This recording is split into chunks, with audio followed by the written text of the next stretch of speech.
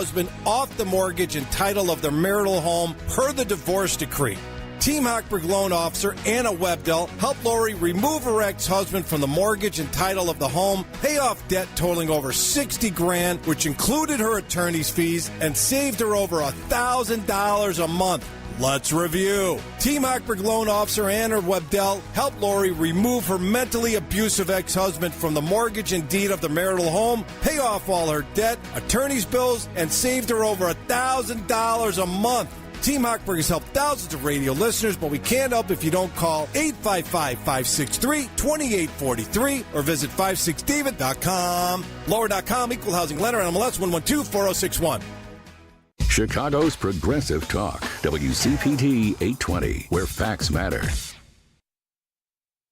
Driving it home with Patty Vasquez, Patty Vasquez. From global conflicts to greenhouse gases, the folks refusing to wear masks says, and politicians getting caught grabbing asses says, she's driving it home with Patty Vasquez. Hey everybody, happy Monday. Hope that you're happy, healthy, and safe wherever you are today. And I'm happy to be back. I was in New Orleans over the weekend. Enjoyed my time there, was there to celebrate the life of the wonderful Kristen McAllister. And there's a sign in one of the bars that we were celebrating. We did a second line, if you're not familiar, or I'm sure you've seen in movies where they do basically a funeral parade with a brass band, with a tuba and a saxophone, trombone, and drumming. And, when the Saints come marching home and I'll Fly Away, we danced from Lafitte's. If you're familiar with New Orleans, we danced all the way from Lafitte's to Buffa's over by there, and it was a wonderful celebration. And there's a sign in one of the I can't remember which bar it was in, but it said New Orleans, we put the fun in funeral. And it was a glorious celebration of Kristen McAllister's life, all the people who loved her. I spoke briefly. I wanted to make sure that the people who had known her from childhood, a lot of her high school friends were there, college friends. She had lived in Los Angeles, Chicago, in New York. She grew up in Baton Rouge, and they were all people from all parts of her life. And a lot of folks had things to say and share about her. I was fortunate enough to meet her when I was hosting at another radio station, and she and her husband, James Vickery, would come on the air with me, and we'd talk politics and comedy, music, and Chicago. And I mentioned when I spoke at her celebration that when she left Chicago, they told me that she was leaving. They were going to have a going away for party. And I was angry then. I was like, I just met you and I didn't get enough time with you. And I told her family, her friends, the people who loved her, that I realized it was never going to be enough. We were never going to get enough time. So at any rate, it was a wonderful celebration. And I have, as you might have noticed, fallen in love with New Orleans over the last year. For those of you who have followed the show, and there's no need to stay up to date on my adventures in New Orleans.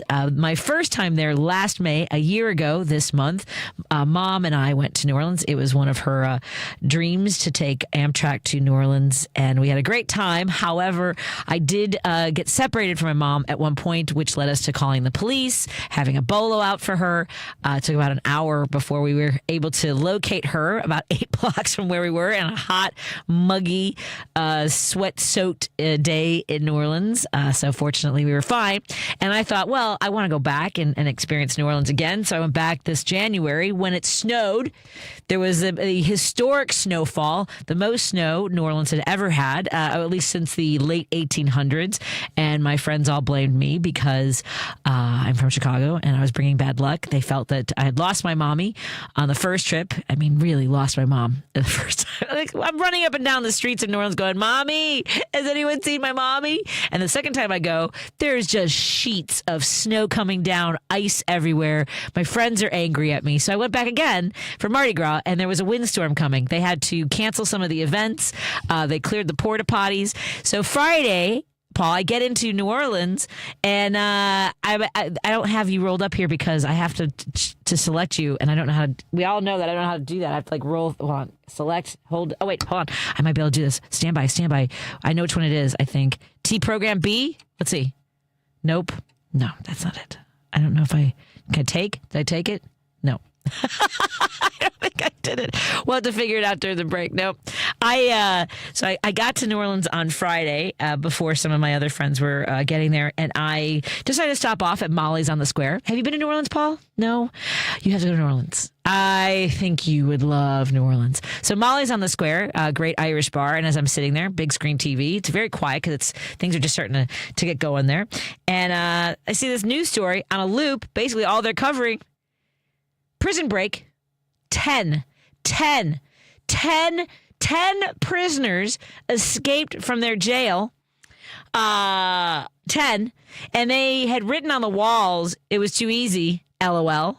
They got out like through the plumbing, like behind a toilet or something. And there's video of them all just getting out. I don't know where we are in the story yet. Like I believe that they recovered 3 of the inmates, but yes, there was a jailbreak.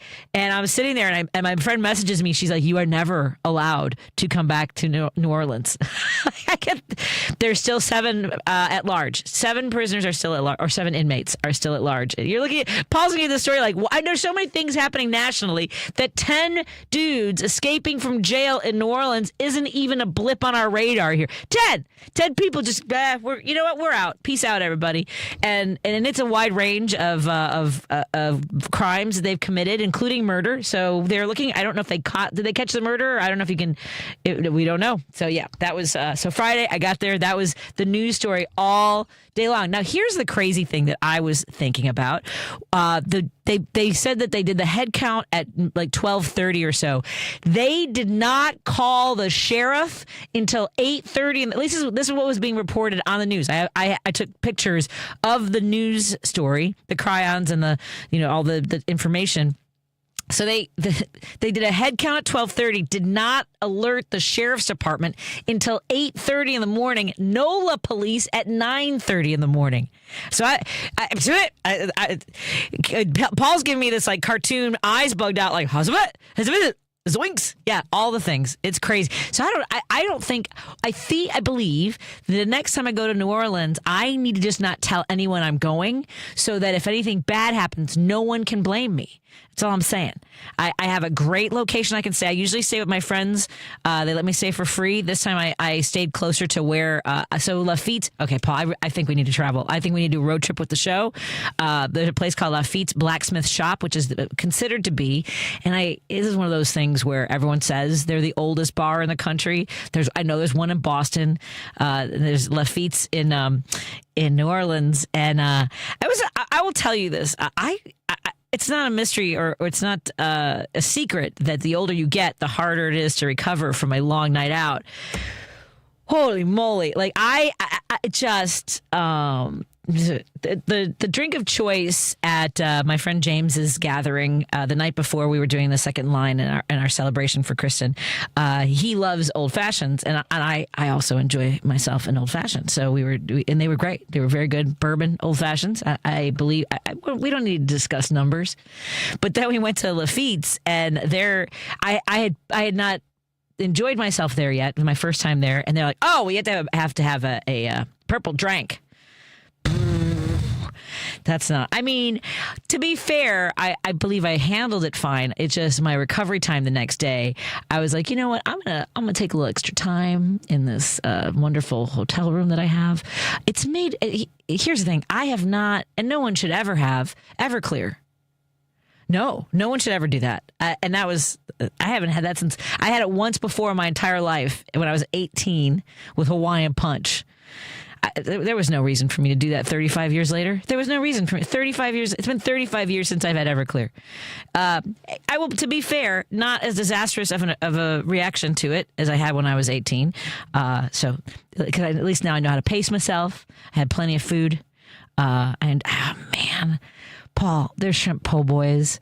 I love New Orleans food. I had fried okra, red beans and rice, obviously, some gumbo, jambalaya. I did all the eating. It was fantastic. I really enjoyed it. And I'll try to share some of the videos of the second line. My friends are all posting videos. They did a great job. It was great. And I can't wait to go back. But it was good. And then I came back and I was also celebrating the life of another friend of mine who passed away. I went to that celebration of life yesterday over here on the Northwest Side. I mentioned this a few weeks ago. My good friend Paul DiGiulio. I want everyone who's listening, not Nick. This is somebody else. They're not related. It's I always screw this up. It's Nick DiGiulio. Did not. He is with us, I believe, but he is fine, to the best of my knowledge. Paul DiGiulio. God, D-I-G-I-L-I-O. DiGiulio. See how hard that is? DiGiulio and DiGiulio.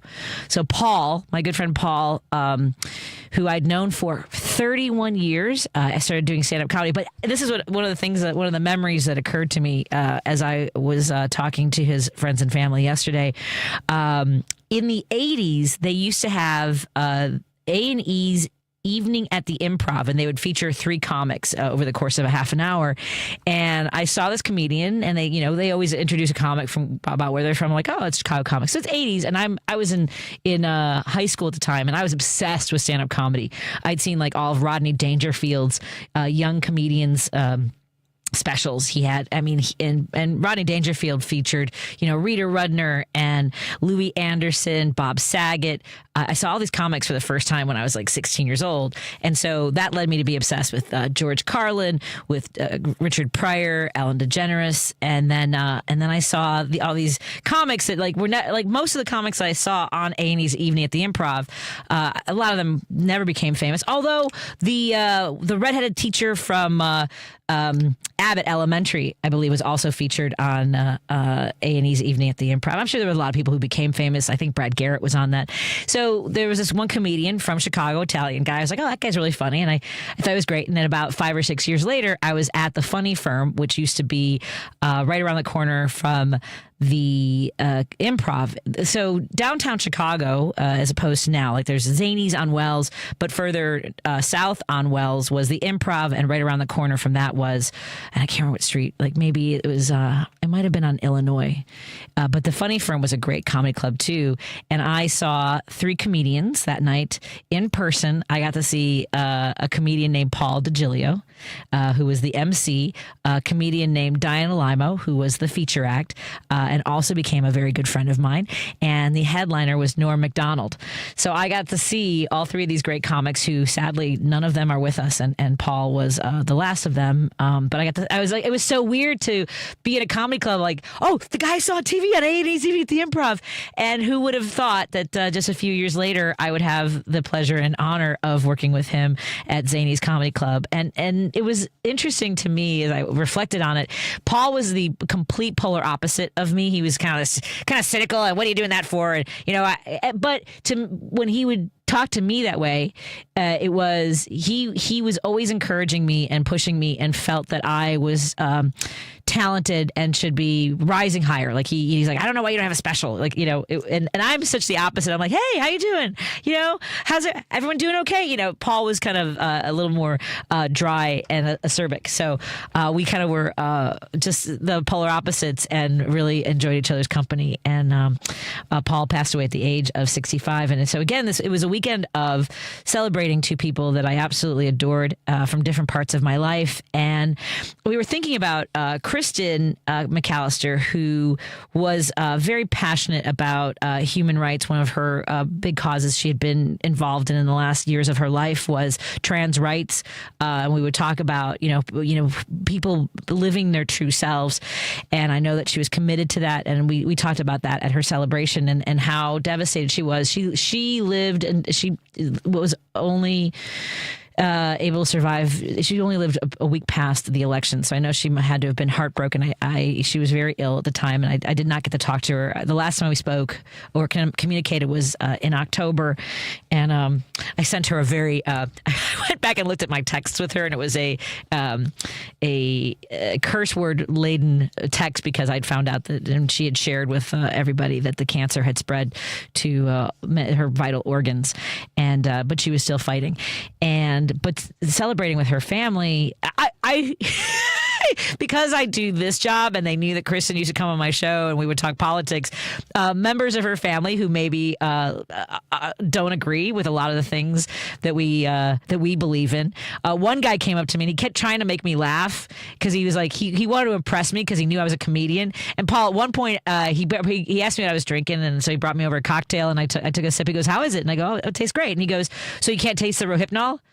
And I was like, Did you just do a rape joke for me?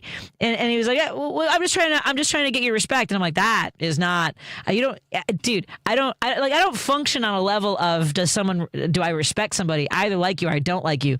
And we're moving in a weird direction. Just giving you a warning shot. That's all I'm saying. And he kept trying, and then he kept apologizing. I'm like, you're fine. We are celebrating Kristen. If you were in her life, you're an important person to me. So don't try to impress me. And then another guy introduced me to one of the bartenders, and he goes, yeah, she's a comedian from Chicago. And the guy looked at me, he goes, you're funny? Well, you're almost attractive too. It's like, and I told my husband that, and I was just like standing there, I'm like, my brain just went, dude, I'm 53. I don't need your approval. Like, I don't know what you think that was for, but apparently, like, this is a male technique called negging. Have you ever heard putting a woman down so that she's desperate for your approval? I didn't know that was like a thing that people do, and I came walked right into that. At any rate, that was my adventurous weekend celebrating two friends that I will miss and carry on their spirit, their passion for life and art and laughter. And cheers to Kristen McAllister and Paul DiGilio. Let's take a break here. I want to thank my sponsors for making these conversations possible. Thank you to Source Solar, to our friends at Minocqua Brewing Company, and to Kids Above All. We'll talk more about all of my sponsors when we come back a little bit later. We also have coming up on the show, we have Jen Zanotti for our Motivational Monday. I don't know if Joan has followed through on her Bad Attitude Tuesdays, but I think it's a good way to tee it up if she does. And then we'll talk to Kat Abba-Ghazala, who is running for Congress. We'll talk to her in the second hour. Let's take a break here and continue in a moment on WCPT 820 and KKNW 1150. Amy Goodman reports on the news stories rarely covered by the corporate media. Democracy Now! The UN's Humanitarian Affairs Office warned Palestinian children are at high risk of injury or death from unexploded ordnance left after more than 13 months of Israeli attacks. 8-year-old Mohammed Karmash, this is his mother. No one was there to tell him that these are explosives that the Israelis throw. Democracy Now! Weekday evenings at 10 on WCPT 820, Chicago's Progressive Talk. WCPT Replay. We're joined by Congressman Mike Quigley. When I got sworn in 16 years ago, the first person that came up to me, of all things, was a Republican named Mark Kirk, who later became our senator. And he did give good advice. He said, the only thing that gets done here is when we meet in the middle. So there's a lot of truth to that. But, what I tell folks who are looking from afar, not looking at what this president's doing, moving us toward more of an autocracy, is you meet in the middle when the middle is reasonable, right? And you both benefit. That's a two-party democracy at work. But when one side takes the most extreme positions, it's not my job to go way out there to meet them. Yeah. They have to come back to the norm. Keep listening to WCPT 820 because facts matter. Because facts matter. You're listening to WCPT 820. If you're listening to this station right now, you've definitely heard my voice before. Hi, I'm Hawk. And I'm Pete. And we're with Source Solar, your local source for solar. Source Solar is Chicagoland's premier solar installer, providing solutions for over 1,000 homeowners and business owners across Illinois and Iowa. With over a decade of industry experience and deep roots here in Chicago, we have the expertise to help your transition to clean, renewable, resilient energy. We can guarantee that we save you money day one without any out-of-pocket cost to you. This means you have an instant ROI, instant payback, and can save money to add to your bottom line day one. At Source Solar, we source everything as local as possible, meaning we always carry the Made in USA sticker. Find us online at www.source.solar. Stop in our office at 5710 North Northwest Highway or give us a call at 773-985-3992. And don't forget to ask for Hawk or Pete.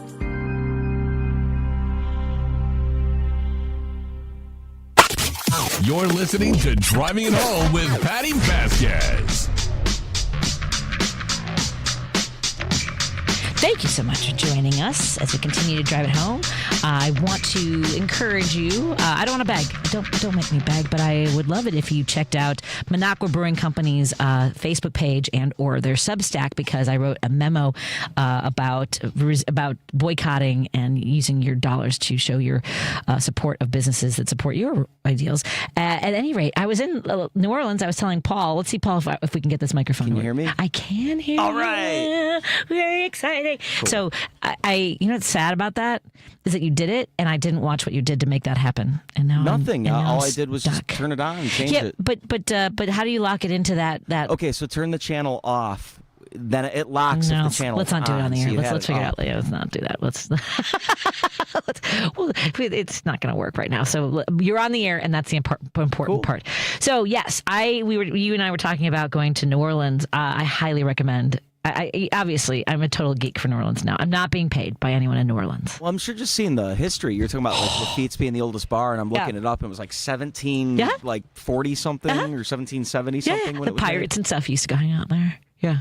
Yeah, great restaurants. So I would just love to see the old history of the city, just in general, and just all the partying and stuff that you can do. Do you like there. ghost stories or vampire stories, witches, voodoo, any of that stuff? What I don't really like get down with it, but I mean, if they have them, that's always cool. Oh, tons of tours. I'm a big dork for cemeteries, so obviously a great cemetery city because they have the above ground stuff, but that also gives you you can find out a lot of history by going on cemetery tours. Okay, because then you learn a lot about the colorful people. There's actually a beautiful area where the unidentified bodies from Katrina are interred, and that's kind of a really cool little tour there too. And then because it's 3 different plots, there's actually the old hospital for the indigent, so they're unmarked graves there too. So it's sort of this area that they kind of honor in New Orleans as well. Okay. So wow. Okay. Yeah, I literally am just a complete dork for New Orleans now. I don't know if I would go to the cemeteries right now though, because I'm wondering if like the 7 guys on the lam. Okay, so let's go back to this. So so I get to New Orleans after being considered a black cat. I was going to ask too. As soon as you said New Orleans, I was like, what happened this time? I thought it was just a quiet weekend, and then you said that there was like 10 inmates on the loose. It's like, no, Patty's in town. Are you seeing the pictures of where it says it was too easy? LOL. No, I haven't seen that yet. It's just that's the storyline right now around New Orleans is 7 out of 10 still at large. Yeah, and I believe they caught 1 in the French Quarter, which is kind of jarring. I mean, okay, so 1 in 10 inmates would go there first, right? Why would you go to the French Quarter like that? You think you're gonna blend in with all the partiers? Maybe that was the thought. It is a little crazy. Yeah, it's a little bit. Plus, it was graduation weekend, so that was very crowded in the French Quarter. Tulane, whatever had their all of them. Yeah. They all because it's the middle of May. So this is a pretty big graduation weekend. A lot of, I'm a little bit older. I haven't hung out with. I'm often the caregiver of people who over imbibe. This is my role, and it happened when I was in grad school. So even the undergrads, like in the theater department at UIC, I was sometimes a little bit of a babysitter. But I also in college, for some reason, we fall into our roles. I understand. Yes. It's like party mother kind of. I'm a bit of a party mom, and it's been a long time since I've had to have this role. I mean, these folks were from our group were so altered. It's been so long since I've had to make sure that someone gets home safe, that they're hydrating. That there was one everyone's an adult now, so they should be able to take care of themselves. But there is something about I guess maybe they haven't done it for a while. It is weird because you have to be very patient. You have to give people a lot of grace that they've had too much. You got to make sure that they're going to be safe. But there was one woman who couldn't get into the gate for her where she was staying. It was kind of in a mansion across from Buffa's where we had celebrated Kristen. And she was trying to climb the fence. Oh no! In a dress, I was like, "No, sweetie, we're not going to do this." I found her. I was inside because I'd gotten her husband in. We couldn't find her, so no, it was a lot. And I'm like, "Give me your phone." So I had to I'm calling her. I can't figure out how to get back through the mansion. Right, you need keys to get in every part of it. Okay. So I go over. I'm at the driveway, and I look out, and she's got she's trying to climb the fence, and I go, "Sweetie, we're over here. I don't know how I'm gonna get you in, but come stand over by me. We're gonna figure it out together." and because it looks like the driveway gate is also locked. Only I look over, and this is how you know I did not over imbibe. It was a cable with a lock on it. Only the cable just slid up and over the railing, and I just opened the driveway gate for her and asked. Yeah. But she's like got one leg. I'm like, this is how. Do you have your tetanus shot, darling? Because this doesn't look like a good. These are. Could she get impaled by the gate? Yes. Yeah. It was like it's New Orleans. All those fences are like that. Like the fancy little fleur-de-lis on the end. Yeah. Yeah. I'm like, what are we doing here? But, okay. When you're grieving and drinking, things happen. It was a lot. It was a lot. And then, you said you drank Everclear, too. That was the night before. Oh, I having recovered from that, I did not make the same mistake the next night. I stuck with a singular choice. Okay, but you needed a minute, and you still had to play party mom, too. It's fine. I still could have even done it the next night, because I was fine the night. Oh, so this was the other thing. So we're at Lafitte's, and I am not. I have video and photos of these guys. They're all like late 20s. I showed my husband the video, and they're all like dressing. They have blue blazers, like sort of dress shirts. Some of them, like one's got a less casual shirt, more, but all like in khakis and loafers. They all look like the jerks from John Hughes movies, like James Spader types from the 80s. I'm like, what? Okay. And then in my brain, because of the Everclear, was like, oh my God, these are like going to be the next Federalist Society guys, aren't they? They're the ones that are like, I have to have their pictures so that when they're trying to like withhold due process and take our rights away from, like, there was a little bit of Handmaid's Tale. Maybe I've been watching too much of that the final season where these guys are going to run the country. But you wanted to get ahead of it just in case. I need to identify these guys later. I'm like, I saw this guy in New Orleans. I knew it. Yep. Right. They were just, there was just an air about them I was like, these guys. And I maybe followed them outside to watch them get into their big black SUVs. Oh yeah, no, these were like, I'll show you at some point. Oh wow. I'm sure that was just a Uber X or whatever, but still, I was, I had the adventures in New Orleans. I can't wait to go back. Are you planning on? Oh gosh, yeah. Well, so I have one definite trip planned because I'm going. My friend Susie is getting married Halloween weekend, Day of the Dead. As you do. Why wouldn't you? Why would you? That just sounds ripe for trouble, though. I'm going. Like you got to pick like a normal weekend or like not a funeral, just like a got out of town for fun. Well, like I said, next time I go in between now and the wedding, I just have to tell nobody that that's where I'm heading, so that I cannot be held accountable for any natural or man-made disasters. I don't know. There's probably like an energy though coming out of there. It seems like it. Right? It's them, not me. Do you have an ancestor that like ticked off a Creole like god or something? Or was an ancestor tortured and my going there elicits this revenge energy? Maybe. I don't know. I'm just saying. On the other hand, I did learn on my first trip to New Orleans that when the French were settling there, that the tribal leaders were trying to tell them not to settle there because it was cursed. Wasn't that just about anywhere between the Atlantic? But they were telling but they said specifically this is cursed land. And so, I mean, I could see it in the swamp. Who decides to build like there of all places? Thank you. But I guess like it was a huge port city back in the day, wasn't it? Yes, it was. Yeah. If you didn't get stuck in the swamp on the way in. Oh God. So if you can handle the heat, it is much less expensive to go to New Orleans in the summer, the hottest time of the year. You'll see if you go if you Google like hotels, you'll see it's like you can get a nice place for $80, $100 a night. The place that I went, and I don't know if I want to say it because I loved it so much. Yeah, keep it a secret. But I just know it. They're not paying you to talk about it. It's in between it's in between an Airbnb and a hotel, sort of a feel to it. Almost more Airbnb, only you don't have to take out the garbage and do the towel, which is such a strange part about Airbnb. Oh my gosh, we're done with the segment. Okay, we went on vacation to do someone else's house. Right? I can't all these rules. No, so it's not like that. I love my little place, Royal Barracks. All right, let me take a quick break here. We're hanging out. If you want, we can open the phone lines. I probably should let folks share their thoughts because there's a lot going on. Let's switch gears and talk about the news and of course this bizarreness with the now uneven, irregular. I can't even describe the reaction to the news that President Biden was diagnosed with cancer, with an aggressive form of prostate cancer that is treatable. But man, the everything, the outpouring of support is wonderful, and then the twisting of the bizarreness is also weird. Let's take a break here, and we'll continue our conversation when we come back on WCPT 820 and KKNW 1150. You're listening to WCPT 820. Here's the latest Chicago weather update. I'm meteorologist Ray Miller in the Weatherology Weather Center. Scattered showers and thunderstorms tonight with a low temperature of 48 degrees and northeast winds at 15 to 30 miles an hour. Thunderstorms on Tuesday with a high temperature around 56 degrees and gusty southeast winds up to 40 miles an hour. Wednesday, showers again, high of 55. Thursday, couple of showers and a high of 57. Friday, sunny with a high temperature of 60 degrees. That's the latest Chicago weather update. Right now, it's 52. This is Chicago's Progressive Talk, 820 AM, WCPT Willow Springs, and online at WCPT820.com, where facts matter. Tom Hartman. Lori in Ocala, Florida. Hey, Lori, what's up? Hi, Tom. First, I just want to say thank you for being here for all of us. It's really important.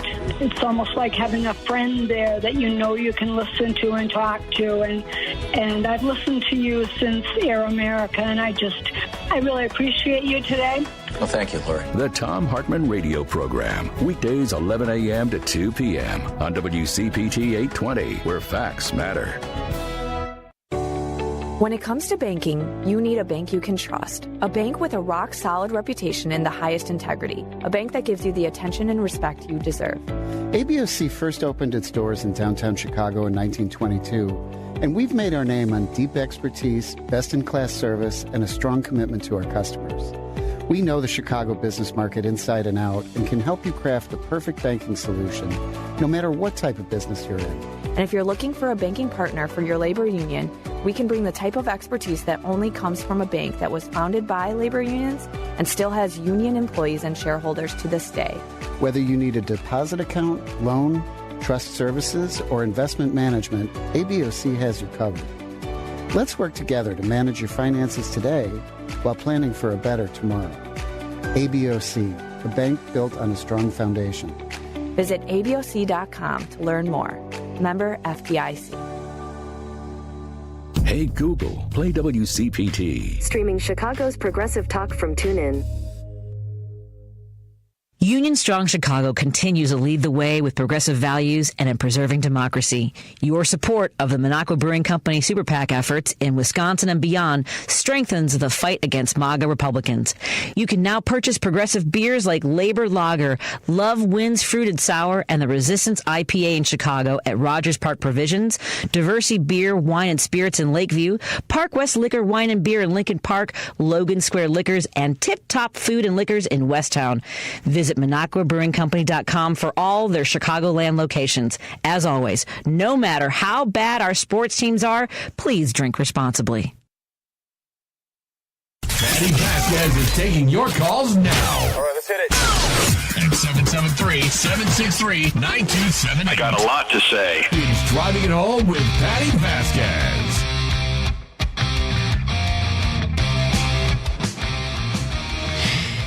Checking out some of our texts. We're going to get to our calls as well in just a moment. Mark, thank you. Said that he loved Elliot and Ken. And thank you for enjoying my comedy stories. I appreciate that.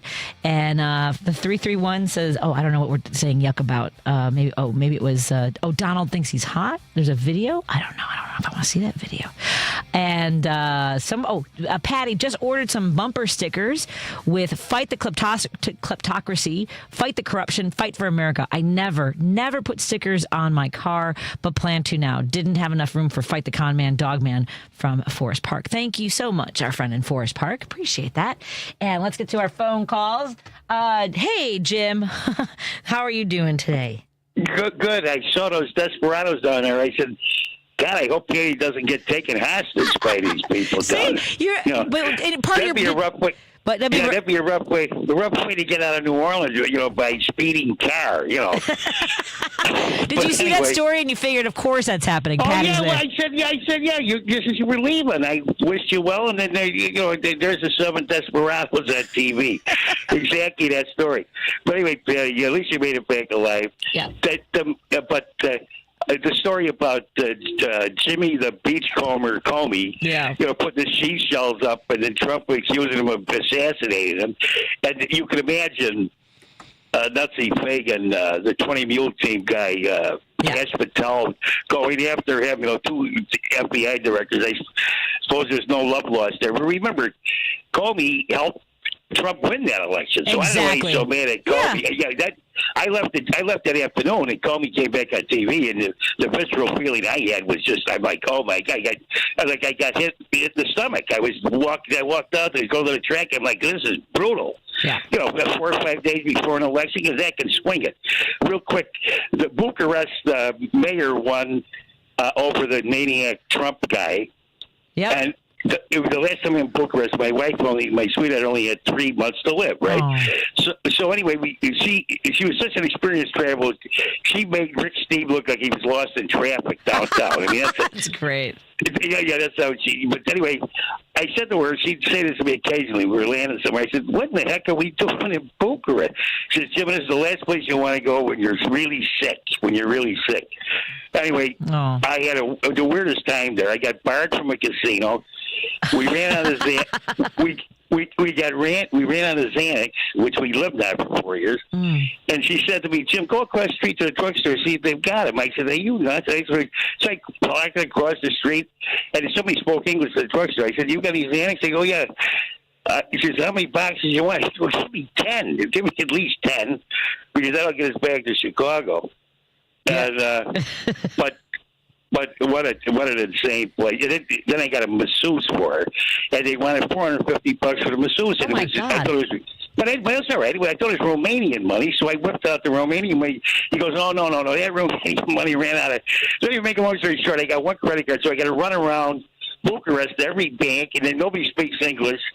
Finally, I go late at night. I ran through the hinterland. And this attractive Italian woman goes out of the bank. She said, "I speak English." I said, "Oh, really?" I said, "I got to use this credit card." She was trying in my the machine there. Then I said a prayer. Sure enough, it came out. The money came out. I'm like, "Oh, thank God." Wow. So I ran back. But anyway, dear, it's good to have you back in Chicago. I'm glad you didn't get kidnapped. Anyway, thank you, sweetheart. Have a good night. Take care. Thank you so much. Take care, Jim.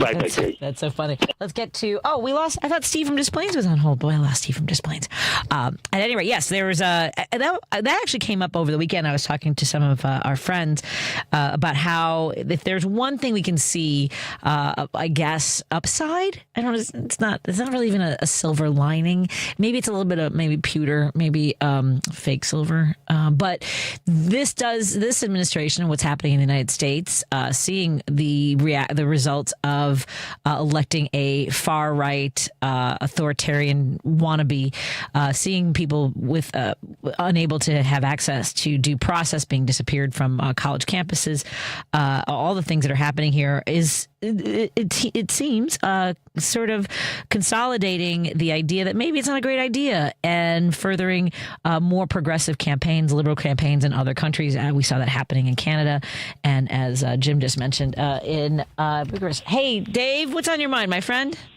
Not much. It's when you're talking about New Orleans, and I gave Elliot and the news about the prisoners escaping. They didn't know about it. Yeah. And did he let out a belly laugh when he heard that? Because okay.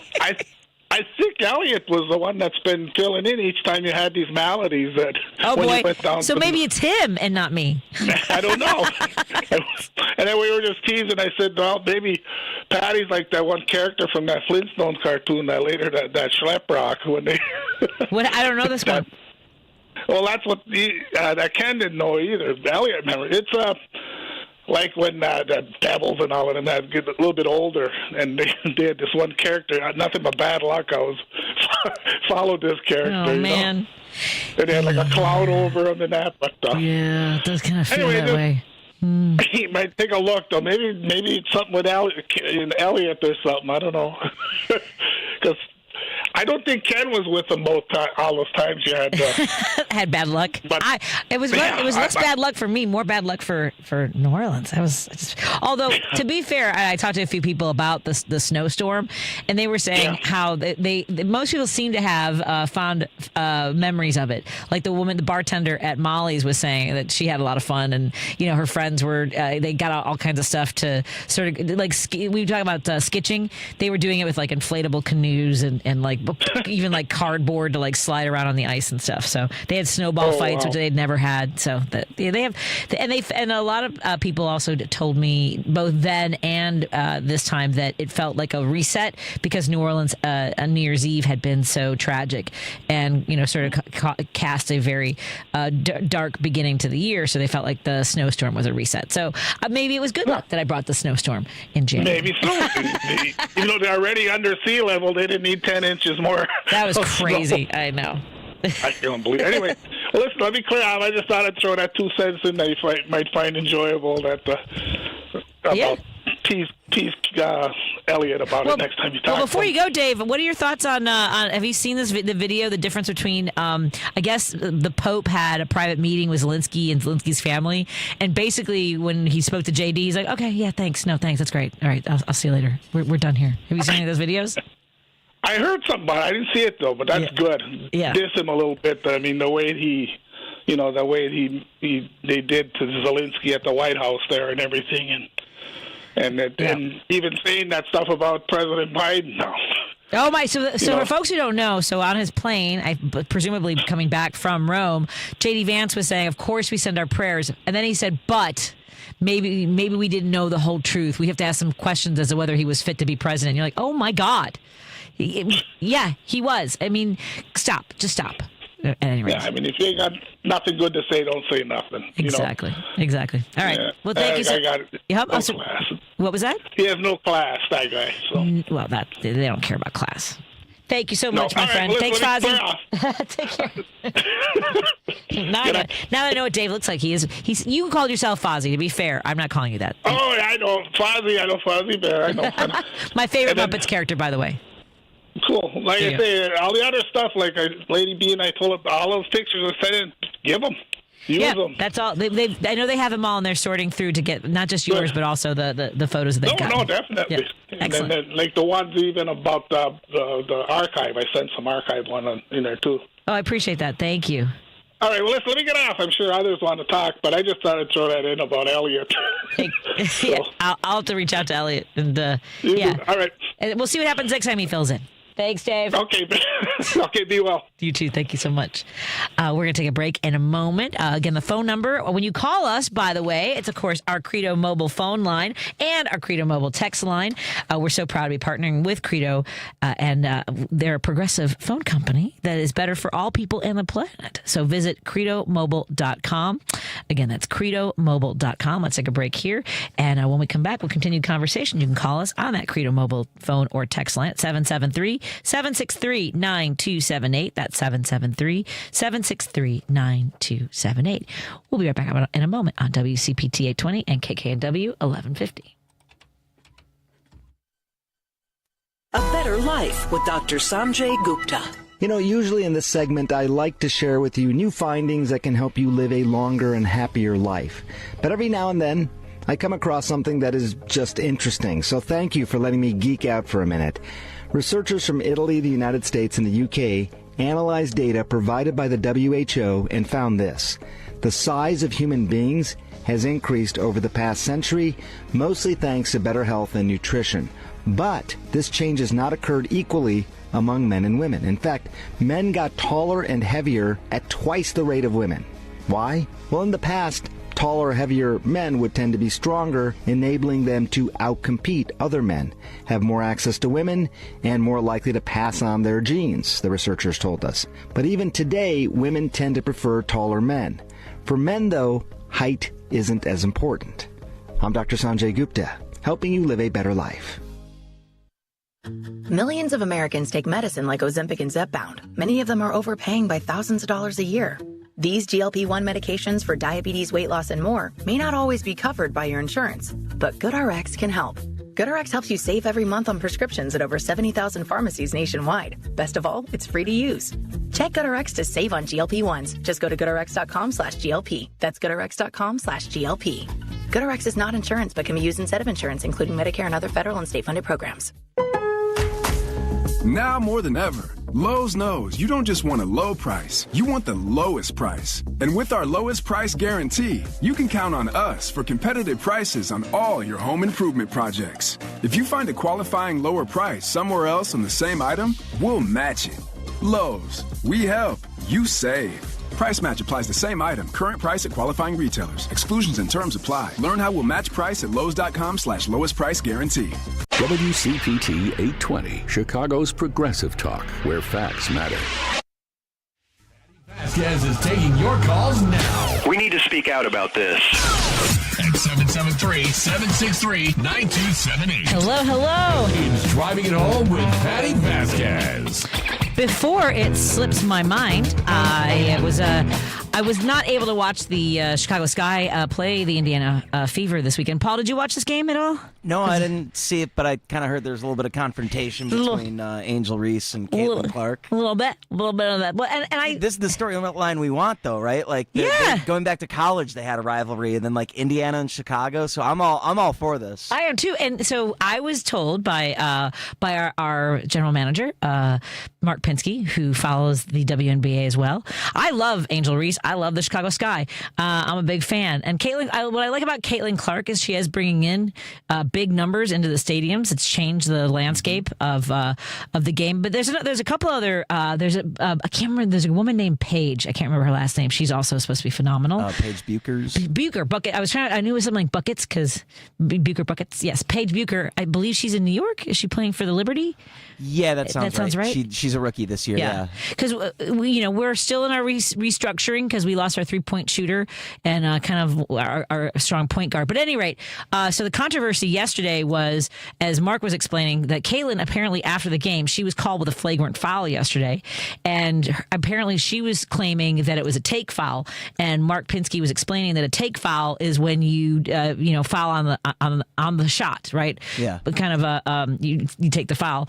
That this was not that after the play, Caitlin Clark shoved Angel Reese. So that was kind of interesting to me because I have not had a chance to watch that. But I do feel, there is a certain amount of showmanship in these situations. I do feel like Caitlin Clark does a lot of,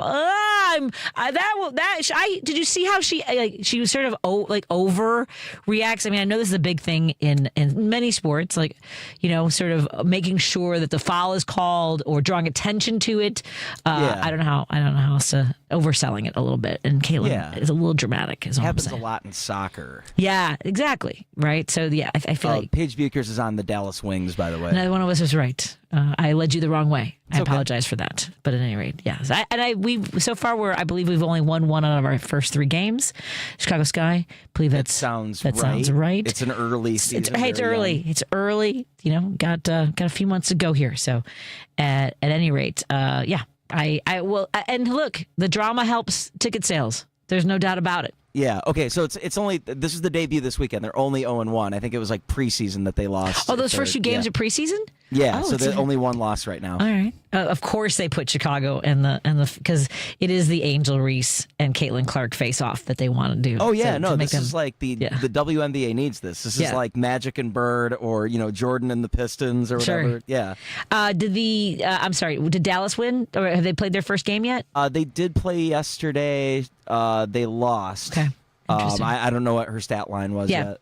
It's fine. I haven't had a chance to get back into the WNBA, but I was wearing my Sky shirt yesterday. I'm a fan of the women's basketball. It is back, and I think one of the great places to watch the games is Whiskey Girl Tavern up in the 40th Ward. I know our good friend Maggie O'Keefe, who we spoke to last week, has a lot of great events there. So if you're looking for a good place to watch the WNBA games, Whiskey Girl Tavern is a great place to check out. There's a couple chains of women's sports bars that are opening up, but my favorite one is called the Sports Bra. Okay. And I think that was in Seattle, and she was going to open up a chain of those so that you can watch women's sports. Yeah, I was going to say women's sport has to be all the time on in there. Yeah. Which and I last summer, because I was just getting into the Chicago Sky, everywhere I would go, and everyone was pretty amiable about it, asking to change the station, especially if they were playing Fox News. I'd be like, can we watch the WNBA? Do you guys have? I can just cast it from my phone. Can I cast the game from my phone? Can we get a few years ago, and I haven't had a moment I haven't had the need to do this, but I used to be able to use a universal remote control app on my phone.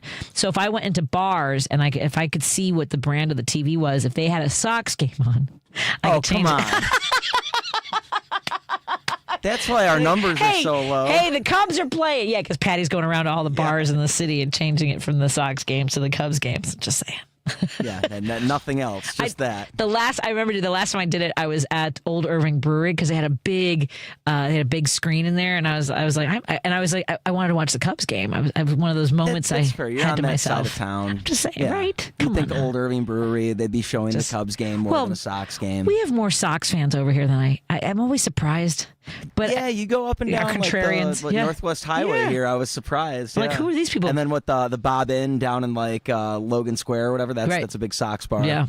Have you seen the guy on Northwest Highway that has his garage painted with the Cubs logo? The Cubs logo, but inside his yard, he's got like ivy, and it has like the footage to get to the wall was how many feet is that? You know, they have the distance from home plate to the wall. Gotcha. He has that painted in his yard too. Oh, that's cool. Yeah, it's very cool. So I kind of like that. But so I by the way, Old Irving Brewery, I was there again last week. Have you been to Old Irving Brewery? No, I haven't. That's another place I think you would really. Do you like beers? They've got a good selection. Yeah, they've got a good selection of beers. Like our friends at Minocqua Brewing Company. Yes, they've got a good selection of beers. And Jerry just hooked me up here. Look at you with some. Look at you had some Tammy Shandy. You had some joint session. I got the joint session, Underground Railroad, and Gulf of Mexico. A little Mexican lager there. Yeah. Nice. These beers that we're talking about are available at MinocquaBrewingCompany.com, and go to the Patty Vasquez Show page. Please like the page. We are over 10,000. Let's get me to 20,000. Get us to 20,000, because there was some language, Paul, this weekend. There was some language. The C word was lobbed at me. Wait, is that what you? I posted it. You posted it. Yeah. I'm glad you're doing that. Just calling these people out. Yeah. And but it's on my page at the top in my bio. It says, "Slide into my DMs with nastiness. I will put you on public blast." As you should. And then we have a. Can I do? Are we of the understanding that political cartoonists are not always? They don't intend to be funny. They're commentary. Yeah, they're trying to kind of show you something. Yeah. So there's a picture of Trump. The images of Trump sitting next to the Saudi prince, and the bubble says, "Do you want me to show you where we kill the journalists?" So that's gotten over 15,000 reactions. It's kind of gone. SNL had a similar joke like that over the weekend. So somebody, you know what somebody wrote? Somebody posted, "Well, journalists aren't people." So you know how easy it is to find where someone works, and then basically say, "I hope no journalists end up eating at Manor Hill Tavern in Maryland." So just makes you wonder, though. Call your attention to it. The person that says that, I'm probably sure thinks they're a staunch constitutionalist. Oh my God! They have like extreme feelings against the freedom of the press. Oh my! Well, yeah, that's all madness. It's absolute madness. Yeah. So that got a lot of traction and a lot of hate thrown my way. So that's always, yeah. If you're not sure what the C word is, I'm not going to explain that to you. I don't. One time someone called me that, and I threw a chair at him, and we were on a bus. That's one of my favorite jokes. At any rate, so please visit our Facebook page. It's the Patty Vasquez Show, and there you can see pinned at the top of the page are the locations in the Chicagoland area and beyond, but mostly in the Chicagoland area where you can pick up some Minocqua Brewing. And we also shared today the essay that I wrote for Minocqua Brewing Company, and it's really about creating a economic ecosystem. We don't need to, I have not been shopping on Amazon. I haven't stepped foot in Target, and I don't have any intent. There are some things on Amazon where it's like maybe it's some lotion for Declan or something that we absolutely can't find anywhere else that I'll break down and get that on Amazon. But for the most part, I am shopping local. And one of the businesses I've highlighted in my essay was Replica Chicago, Rep Chai. And I reached out to Marian to let her know she got a little bit of a shout out. And she said one of you wonderful listeners reached out to her and made an order because you heard about them on our show. And I will tell you, Marion and Replica Chicago, they support local artists, a lot of locally made items. She gives back so much to the community. She elevates messages that I assure you the fans of WCPT would really appreciate. So you can go to repchi.com. That's repchi.com, and it's another way to vote with your dollars. Let's go to Victor. Close, aren't we? Oh, what happened there? He was in the middle of a sentence. Hey, Victor. He stepped down here. Oh, he's in the middle of a conversation with somebody else. Is Victor calling from Salem, Oregon? Yes. Okay, cool. Hey, Victor. Is it drunk? Nope. Oh, somebody's drunk. Did you hear him say you're drunk? That's what he wanted to talk about bars. Hey, Victor. Yeah, you were discussing bars and sports bars and everything like that? Yes. Patty Vasquez? Hey, how you doing, Victor? My favorite comedian of all time. That's too much. That's too much, but I appreciate it. Thank you so much. What's on your mind, my friend? Well, we were talking about bars, I heard, and I've been going in and out of sports bars, regular bars, nightclubs for about 50 years. Okay. And all I know is if someone is rude, drunk, obnoxious, you know what happens to them? What? They get 86th. Right. So when Donald Trump said that 86 means assassination, he's lying through his yellow-stained teeth. That's all I know. Well, and they used it. I mean, there are tweets. There's always a tweet, right? There's Republicans that were tweeting 86-46, meaning Biden. And so the reason they are saying it's a threat is because they use it as a threat. And they don't understand it's used in bars and restaurants. I've been using that since the 90s when I worked at Bennigan's in Evanston. And you 86 the pork chops because we're out. That's it. Yeah, well, we're all out. We cancel it. Cancel it as an order. Yep. Exactly, and that's what it means. There's nothing violent or sinister about it.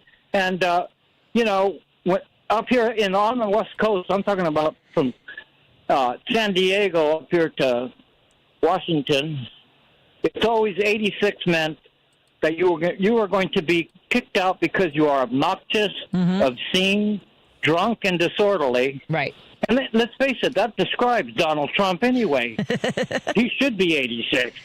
Out of the government. And by the way, way, it has nothing to do with violence or assassination. You can pick up your... I want to make clear the air. Yes, I agree. And you pick up your 8647 T-shirts from MinocquaBrewingCompany.com, by the way. So those are available. Well, that's great. With a ketchup. It's got a squirted ketchup packet on it, too. Oh, really? Well, good. I think I'll get a couple of them and pass them out to everybody. I'll go down to the street corner and pass them out. Excellent. I got to run to the break, my friend. I'm out of time for the half hour. Thanks so much, Victor. Patty. Thanks for clearing that and making sure people know about that. Take care. Let's take a break here. When we come back, we're going to talk to Jen Zanotti for our Motivational Monday. We're so happy you're here. Chicagoland, are you ready to head up to the northwest suburbs on Sunday, June 1st? It's the 7th annual family-friendly Buffalo Grove Pride Parade. It all begins at 11 a.m. featuring 100 businesses, organizations, dance teams, musicians, bands, schools, and much more. The parade is geared for the LGBTQ community members and allies of all ages. This year's theme, Pride is Natural, highlights the normalcy of being an LGBTQ family in this time of great distress in our nation. And this year's Grand Marshals, well, it's us. Yes, WCPT 820's own me, Scott Duff. And me, Ellen Miller. We're the hosts about Chicago. The Buffalo Grove Pride Parade will feature a special tribute to Balloons by Tommy's late great owner with an incredible display of rainbow balloons. The Buffalo Grove Pride Parade, the family-friendly Pride Parade filled with magical giveaways for all, is Sunday, June 1st at 11 a.m. Information and map can be found at pintaprideproject.com. See you there. With Amazon Business, smart business buying tools enable buyers to find and purchase items fast. Free up your teams and focus on your future. Learn more at AmazonBusiness.com. AP News, I'm Ben Thomas. President Trump spoke with the leaders of Russia and Ukraine today and says both are ready to discuss a ceasefire. There's a good chance we can get this done. I believe Putin wants to do it. Now, if I thought Putin didn't want, I mean, that's what I do. My whole life is like deals, one big deal. And if I thought that President Putin did not want to get this over with, I wouldn't even be talking about it because I'd just pull out. Russia is Russia. Ukrainian President Volodymyr Zelensky says he doesn't trust that Russia is really ready to end the war. They want something, but they even don't know what they want. And when they say they want something, they want everything.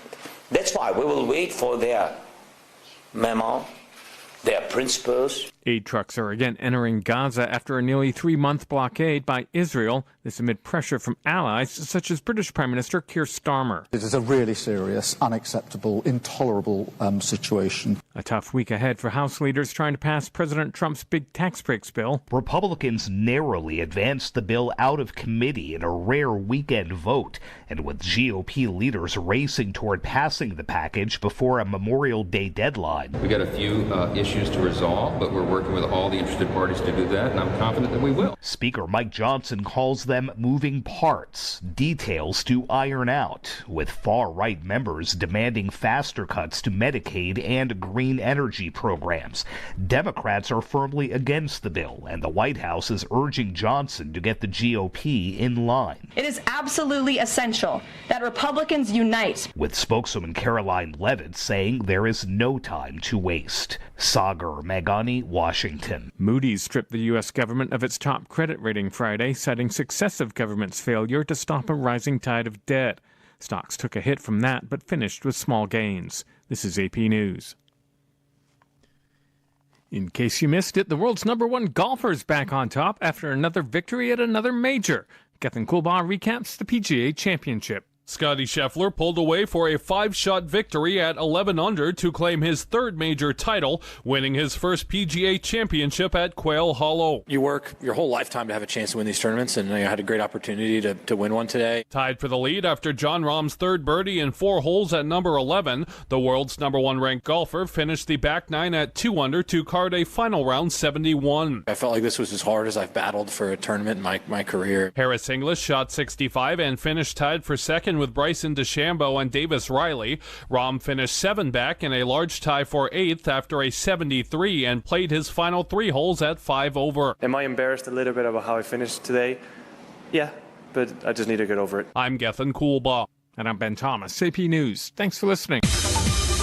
This is 820 AM, WCPT Willow Springs, and streaming worldwide at WCPT820.com. We are Chicago's progressive talk, where facts matter. Now, your WCPT 820 weather update. I'm meteorologist Ray Miller in the Weatherology Weather Center. Scattered showers and thunderstorms tonight with a low temperature of 48 degrees and northeast winds at 15 to 30 miles an hour. Thunderstorms on Tuesday with a high temperature around 56 degrees and gusty southeast winds up to 40 miles an hour. Wednesday, showers again, high of 55. Thursday, couple of showers and a high of 57. Friday, sunny with a high temperature of 60 degrees. That's the latest Chicago weather update. Right now, it's 54. Being blind doesn't always look how others may think. Retinitis pigmentosa aimed to overwhelm my family. It tried to cut me down. I know where to find support and where I can be seen. Innovative research, educational resources, supportive community. The Foundation Fighting Blindness is leading the charge in finding treatments and cures for blinding diseases. Learn more at fightingblindness.org. A public service message from the Foundation Fighting Blindness. Hey, Roosevelt? When I first had my baby, I'd get comments all the time about how happy I must be. I remember thinking, I want to be happy. Why don't I feel that way? It was hard to admit that, even to my doctor. But I'm glad I did. She told me it was postpartum depression, and that is very treatable. These days, things are feeling good, and we're both happier about that. Right, little man? All right. I'll take that as a yes. Mental health care is working for Simone. See what it can do for you at mentalhealthcareworks.org. A message from the American Psychiatric Association Foundation. This is WCPT. So I was in New Orleans for this, though. So this was more of a, let me think if I can, I think laughing at bad luck kind of a thing. How's that? We can do Patty Vasquez, Patty Vasquez. I laugh at, you know I laugh at Conflicts to greenhouse gases. The folks refusing to wear masks says. And politicians getting caught grabbing asses says. She's driving it home with Patty Vasquez. Hey, everybody. You got to hear the show prep I was just doing with Jen Zanotti. Everyone's like, turn your mic off. Hi, everybody. My mic was on during all of that. Hi. Oh, even when I was talking to Roosevelt, I was on the air? Okay. Well, I was telling Roosevelt that Jen was coming on. We didn't do anything I shouldn't have talked about, right? We're okay? All right. Hold on a second, Paul. Yes? I didn't hear anything. You didn't hear anything? Like, I mean, I heard you talking, but I didn't hear anything bad going over the air. Yeah, and Jerry popped his head in. Let's get Jen on. Since Jen and I were talking off the air, we may as well talk on the air. Hey, Jen Zanotti, how are you doing? I'm good. How are you? I'm good. Let's first say hello to our friends listening on KKNW AM 950 in Minneapolis. No, KKNW in Seattle, Washington. KTNF AM 950 in St. Paul, Minneapolis, the progressive voice of Minnesota. And we're here on WCPT 820, joined by Jen Zanotti. I was asking Jen, because I had messaged her earlier, and I said, let's talk about processing grief. And my husband said, you've already done that in the last month, because I've gone to 4 funerals this month, Jen. 4. Oh, my goodness, I'm sorry. It has been an adventure, and the one on Saturday was. Did you ever meet Kristen McAllister and James Vickery? I feel like you might have seen them at some point when we were at WGN. But maybe. But there was a sign in New Orleans that says we put the fun in funeral. Oh gosh. And we did one of her friends had arranged a second line. It's something you might have seen like in movies where they've got the brass band and you're celebrating and dancing in the street rather than crying. We waving like white hankies and things like that. And it was and it was interesting because it was so wildly different. I mean, I've gone to 4 different types of memorials now, and so I did want to there is that finding the beauty in grief. I guess was part of what we can talk about before we talk about being the black cat and bad luck for other people that I seem to be. Oh, no. Or at least I like that, the black cat. I am the black cat. That's from one of our viewers on Facebook Live. But I know that, one of my friends, Bill Gorgo, who is Italian, he was saying that he kind of misses the old traditions of, you'd be in sort of whether it's at the funeral home or at the church, and the first few pews, the closest family members are crying and absolutely inconsolable. And, farther back through the room are people who were friends or like them. And then maybe in the back, people who knew them less. And it was sort of was this way of this catharsis of grief that sort of then was absorbed by everybody else, and he felt that was a different process than what we now do or what the way people go through it. But my thing is, I think everyone's different on how they want to do this. Don't you think? We're all individuals when it comes to processing grief or sharing in that. Oh, absolutely. And I think, being Italian, I mean, listen, we would go to wakes all the time. I feel like being out here in Maryland, I have not been to a proper wake in quite a while. You haven't been to a proper wake? Yeah. We'd always go. I mean, that was the thing, oh my gosh, this person passed away, and there's a lot that I haven't been able to attend, unfortunately, being out here. But, it is. I think everybody's different. And I think the circumstances, too, on, the story of how the person passed or, right. The age, things like that. I think there's a lot of different factors in being able to, maybe it's a little bit more emotional versus right.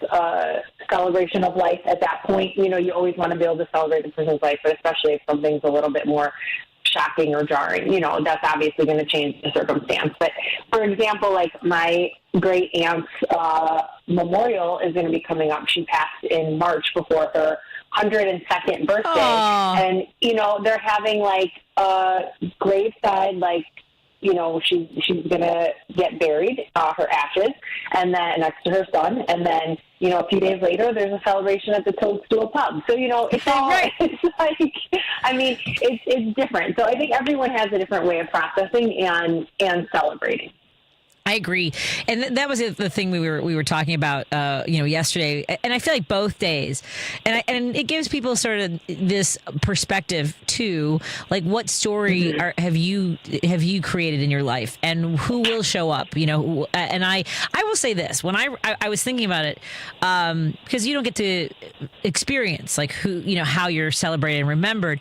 When I ran for office in 2019, and the full range of people that showed up for my kickoff party at the Gale Street Inn, that to me, I feel like, okay, I even at 50, I'm like, okay, I did okay because people are showing up for me.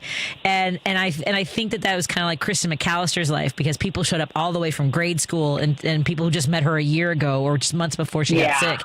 And it's sort of I think you can also take a moment at a celebration of life or a funeral or a wake and also think about your own story and the people's lives that you touch and what, how do you want them to think of you now, not just when you're gone, kind of a thing? That's what I was thinking about. Absolutely. Yeah, I think that always inspires us and makes us think for a moment of how do we want to be remembered, and I think it's always, trying to fill your life with positivity and kindness and being somebody that people want to celebrate, right? So, as we celebrate others and remember others, I think that is always a moment of reflection to look back and kind of see how are we living our lives and how do we want to be remembered. So I love that. It's always, I feel like it always makes us think about so many things when there's loss in life. So that's definitely,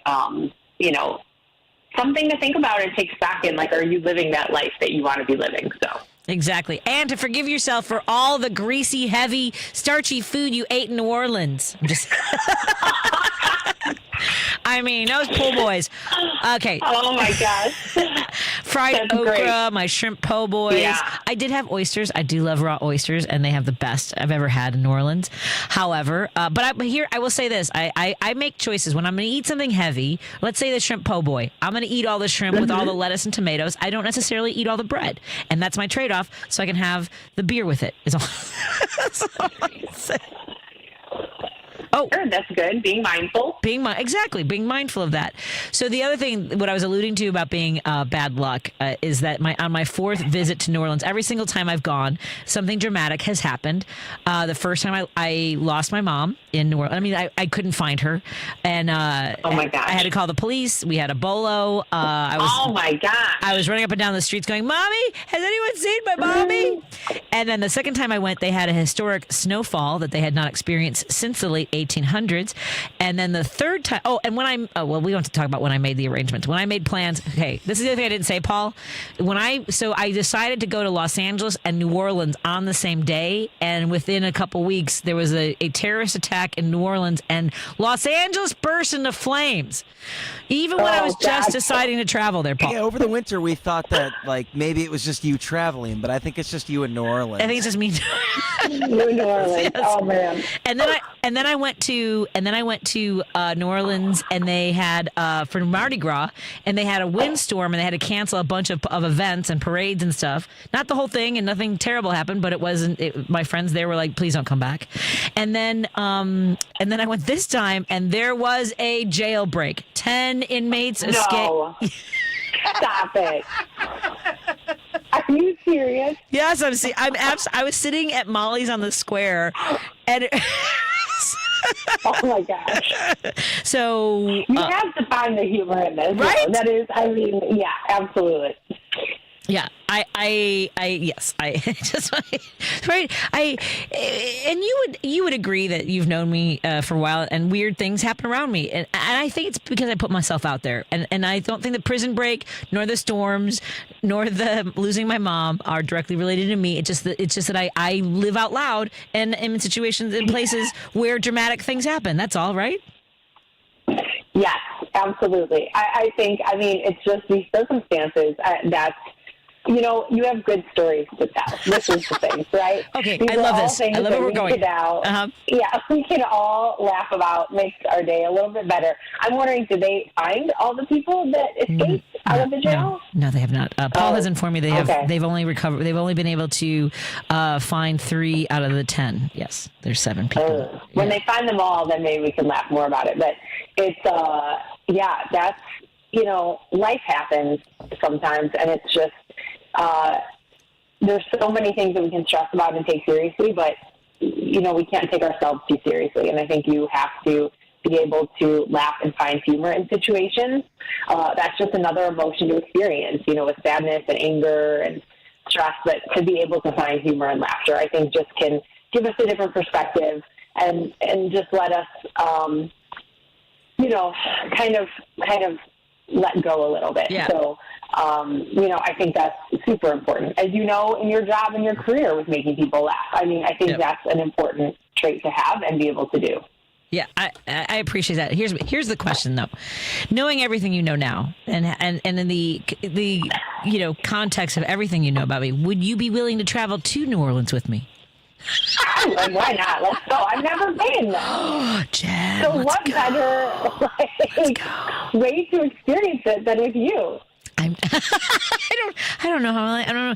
I have a place. There's actually the place that I like. It's I was telling Paul and our audience that it's kind of in between an Airbnb and a hotel, so you're not responsible for taking all the garbage and all the instructions. So things are taken care of. But the room that I had had a bunk bed. It had like a nautical theme to it, and it was so cool. Oh my gosh! I love this room. Yeah, so if you want to do a girls' weekend with me, just the two of us. But I also don't want you to be roped into the Black Cat experience that I seem to bring to New Orleans either. I trust that we would have a good time. I do tend to be a little superstitious sometimes, but I think, I think I get that from my nana. It's so weird, certain things I got to knock on wood. There's little things I got to do, but we'd be fine. I'd bring some sage, we'd bring some follow, we'd be good. So, okay, this might actually be the best way to do this because you do chakras. I mean, like the energy, I'm sorry, is it not chakra? Yeah. It's not. Right? So maybe Jen's the one that cleanses me in New Orleans. I'm maybe the best person to go with you. This is really what we're getting at. This sounds okay. You have to send me some dates for a couple of days. You can come to New Orleans with me. That's all I'm saying. I have the place. Yeah, let me get home first and set up my new gym, and then we'll plan a trip. I think it's got to be before. I think before you come back to Chicago, so you can take yourself out of the rotation of stress. I know it's coming up very fast. Yeah, that's true. I know. It is coming up very fast, like 6 weeks. Well, remind folks, before we let you go then, what's coming up for you coming home to Chicago? Well, I'll be home the first week in July. We are opening a second gym. It's called True Style Jiu-Jitsu and Fitness. So it'll be a jiu-jitsu and martial arts studio, fitness studio. So excited to have a second gym location, and hopefully we'll be having a soft opening around August 1st. So, of course, I'll keep everybody posted here, but we're really, really excited. I love that. So I'm excited you're coming back. And is there a website up yet, or where can people find out more information, or just stay up to date on what you're up to? By following me on Instagram at All Things Gen Z. We will start putting out the Instagram for the new space and putting up images on the website, working on that right now. So stay tuned, but on my All Things at Gen Z Instagram, I'll post updates there. Awesome. I love you so much, Jen. I love these conversations, and I love that at some point we might have you in the studio more often. I'm just saying. Yes. I know, for sure. Absolutely. I've thought about that too. Don't worry. Okay, excellent. I appreciate that. Yeah. Thank you, Jen. It's allthingsgenz.com, and we check in with Jen every week. Sometimes it's for everybody, and sometimes it's just to cleanse my Black Cat energy, is what I'm saying. Thank you, Jen. Love you. Bye. Love you too. Bye. Let's take a quick break here. We'll take your phone calls at 773-763-9278. That's the Credo mobile phone line, and you can reach us at 773-763-9278. More in a moment. If you're looking to purchase a new home or refinance your existing home, you need to call Team Hochberg, your trusted local lender. Last year, Mitch, 50, railroad worker, income 100 G's a year, score 630, called to consolidate his debt with a cash-out refinance. Team Hochberg loan officer Johnny Hendrickson helped Mitch pay off his debt and save $800 a month. Johnny called Mitch for a 6-month post-closing checkup and informed him his credit score was now over 700. Then Johnny helped Mitch lower his rate, remove the PMI, and save him another $400 a month while covering all his closing costs. Let's review. Team Hochberg loan officer Johnny Hendrickson helped Mitch eliminate his debt, save $1,200 a month, and improve his scores over 100 points. Team Hochberg's helped thousands of radio listeners, but we can't help if you don't call 855-563-2843 or visit 56david.com. That's 855-563-2843 or visit that website you know you love, 56david.com. Lower.com, equal housing lender, NLS 1124061. The impact of a meal goes well beyond feeding our bodies, because feeling full can sound like this. How did the interview go? I did it! I got the job! I can't believe it! And like this. Mom, I got first place at the science fair with my volcano project. That's amazing, sweetie. Congratulations. Because when people are fed, futures are nourished, and everyone deserves to live a full life. Join the movement to end hunger at feedingamerica.org/actnow. Brought to you by Feeding America and the Ad Council. Doctors Without Borders is delivering life-saving medical care where it's needed most in communities around the world. From bandaging war-wounded patients in Sudan to providing clean drinking water in Haiti, we're in more than 70 countries worldwide, bringing patients from sick to recovering, from emergency to aid, from crisis to care. This life-saving care is made possible by a global movement of supporters like you. Thank you. You're listening to WCPT 820 because facts matter. If you're listening to this station right now, you've definitely heard my voice before. Hi, I'm Hawk. And I'm Pete. And we're with Source Solar, your local source for solar. Source Solar is Chicagoland's premier solar installer, providing solutions for over 1,000 homeowners and business owners across Illinois and Iowa. With over a decade of industry experience and deep roots here in Chicago, we have the expertise to help your transition to clean, renewable, resilient energy. We can guarantee that we save you money day one without any out-of-pocket cost to you.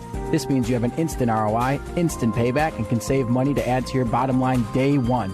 At Source Solar, we source everything as local as possible, meaning we always carry the Made in USA sticker.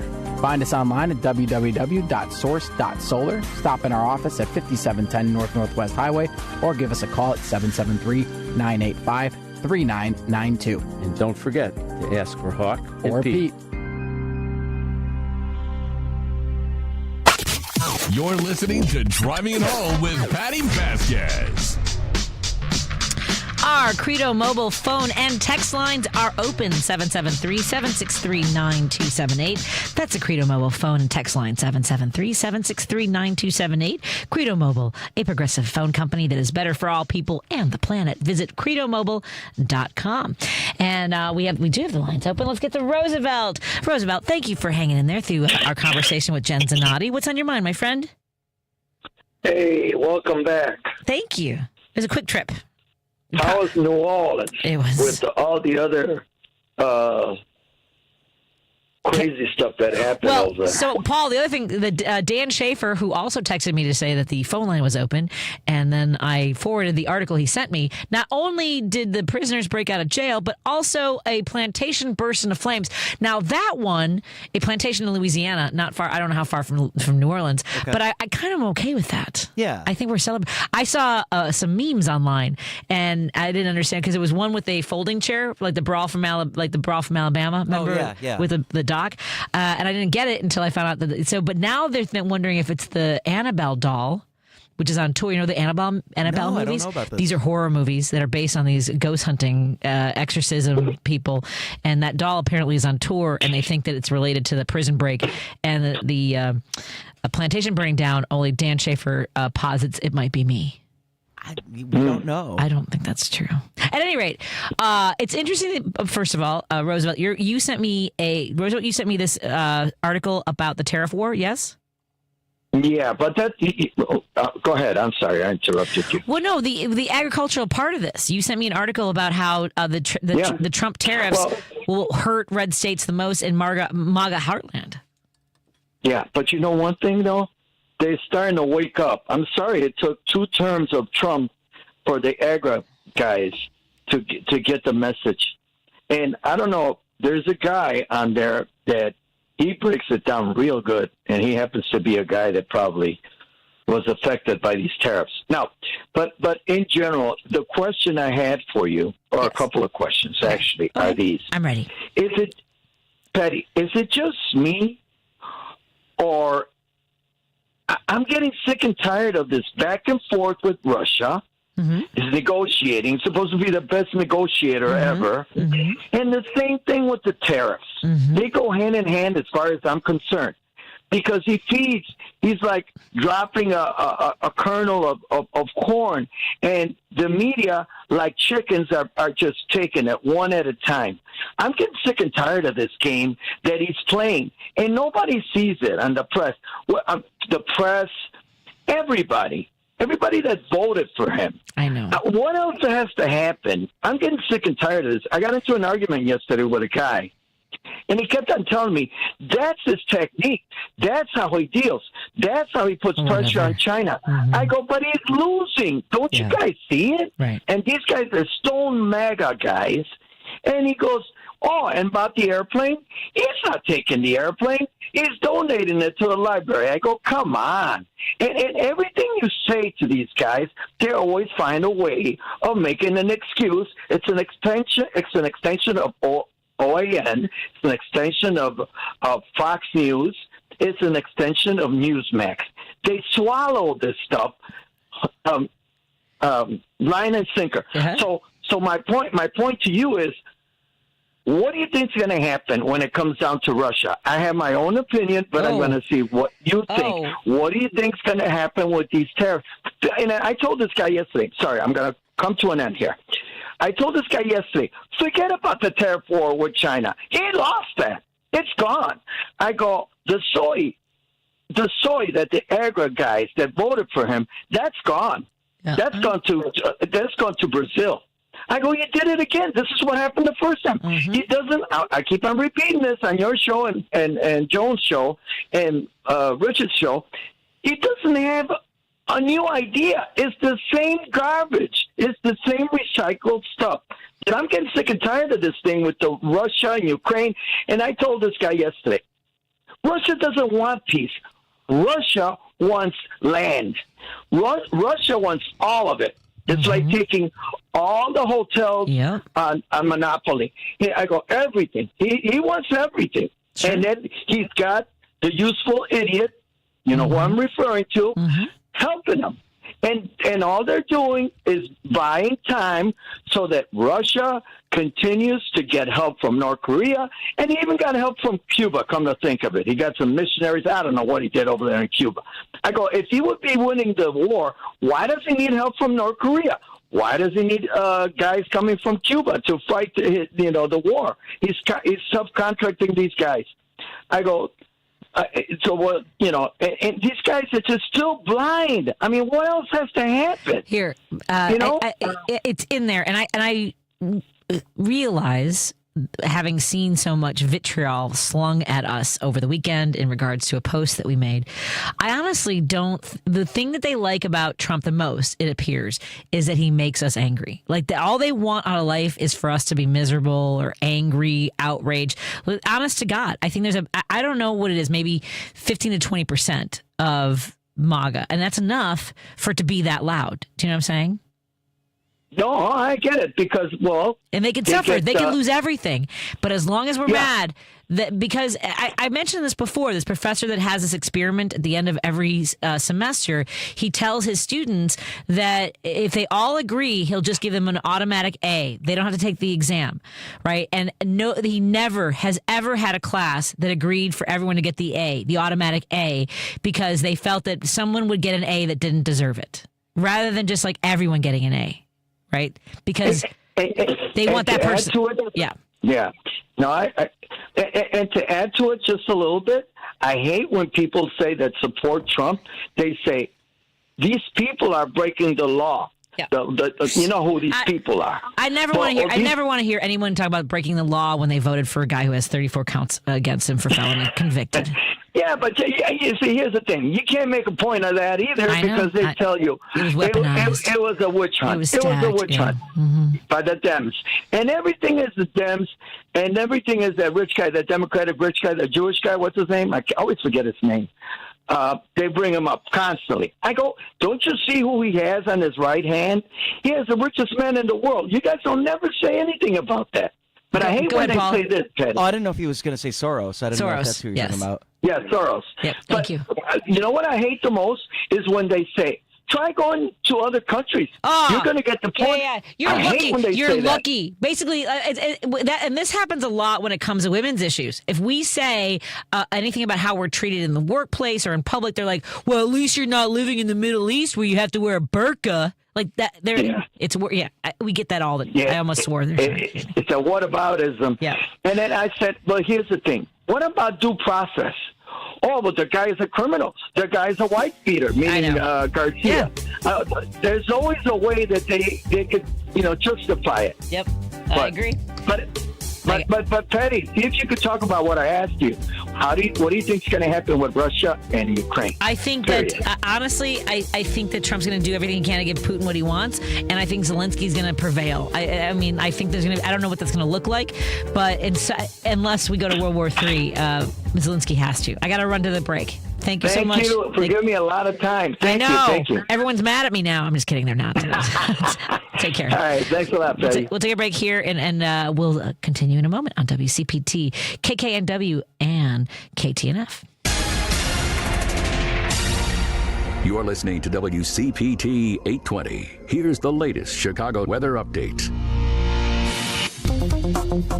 I'm meteorologist Ray Miller in the Weatherology Weather Center. Scattered showers and thunderstorms tonight with a low temperature of 48 degrees and northeast winds at 15 to 30 miles an hour. Thunderstorms on Tuesday with a high temperature around 56 degrees and gusty southeast winds up to 40 miles an hour. Wednesday, showers again, high of 55. Thursday, couple of showers and a high of 57. Friday, sunny with a high temperature of 60 degrees. That's the latest Chicago weather update. Right now, it's 54. This is Chicago's Progressive Talk, 820 AM, WCPT Willow Springs, and online at WCPT820.com, where facts matter. WCPT replay. Mayor Brandon Johnson, y'all. The working people of this city voted for me because they know I'm going to do right by retirees, the most pro-worker city in America. And, of course, we continue to grow our economy by investing in our infrastructure. That's actually how you build safe communities. There's no coincidence that violent crime is down in Chicago as our investments in our infrastructure, our investment in mental health, our investments in education, our investments in youth and workforce development, our investment in our community colleges, all those investments are going up. Violent crime is going down. I'm responding to the structural damage that I inherited. Now all of a sudden people have questions. And now that we're in charge and setting this city on the right trajectory, work with us to actually build the type of economy that's inclusive versus trying to come up with these false narratives that, quite frankly, the people of Chicago, they're seeing right through it. Keep listening to WCPT 820 because facts matter. Is credit card or other debt making it difficult to pay your rent or mortgage? Home insecurity is often the unintended consequence of an inability to pay mounting credit card debt, student loans, or medical debt. But by working with a nonprofit credit counselor, you can avoid or reduce the risk of eviction or foreclosure while tackling debt for good. For more information about how nonprofit credit counseling can help, visit nfcc.org. Made possible in part by the nonprofit Wells Fargo Foundation. Alexa, play WCPT. WCPT from TuneIn. All are fans of driving at home, and your support of show sponsor Minocqua Brewing Company ensures that our important conversations continue right here on WCPT each weekday from 5 to 7 p.m.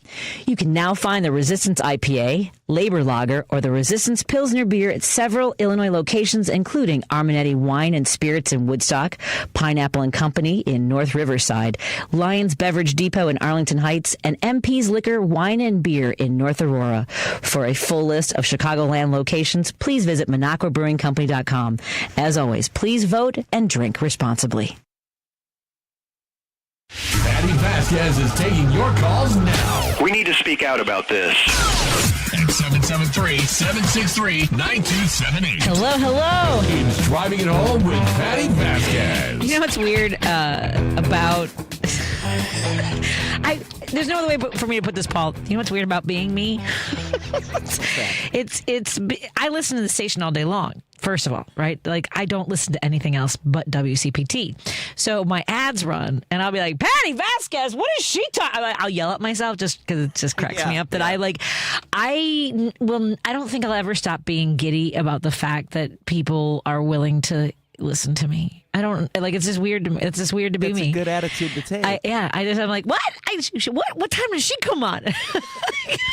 I was like, there was something I said earlier. There was an ad. There's a promo running that about being called a liberal slut. You know that you'll have people say 100 nice things, and that's the one thing you pay attention to.